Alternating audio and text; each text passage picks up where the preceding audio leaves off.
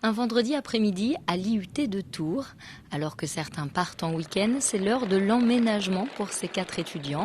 Après avoir passé un mois dans une résidence universitaire à l'autre bout de la ville, ils peuvent enfin poser leurs bagages juste à côté de leur lieu d'études. Si de prime abord, rien ne les distingue des autres étudiants, ils sont pourtant les premiers centrafricains à venir étudier le journalisme à Tours.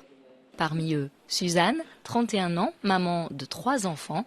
À Bangui, elle a obtenu une licence en information et communication, une formation purement théorique. Durant ses études, elle n'a jamais tenu une caméra ou monté un reportage radio, faute de matériel.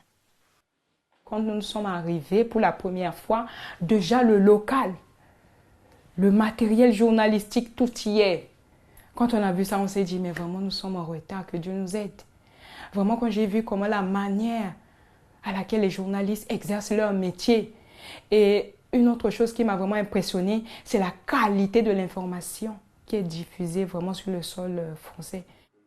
Pendant ces 2 ans, ces 4 professionnels qui étaient déjà en poste dans leur pays vont donc retourner sur les bancs de l'école pour apprendre le journalisme à la française. Ce jour-là, il est question des sources ou comment trouver les bons interlocuteurs pour un reportage. Armando, 30 ans, suit le cours avec assiduité. Pour lui, ces 2 ans d'études à 4500 km de son pays sont une chance immense.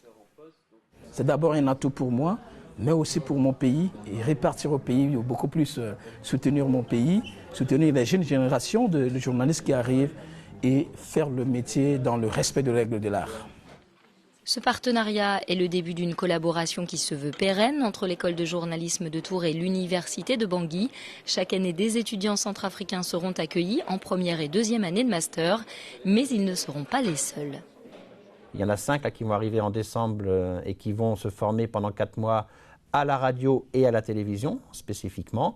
Et puis le travail que l'on va faire à Bangui avec les formateurs en journalisme, il ne peut pas se faire sur un an. C'est forcément du travail de longue haleine pour consolider leur formation en journalisme. Donc c'est un projet qui s'inscrit sur 3, 4, 5 ans. Cet échange de savoir est une chance pour les Centrafricains, mais aussi pour les étudiants français. Ils découvrent ainsi comment s'exerce le métier de journaliste dans des pays où la liberté d'expression est encore à conquérir.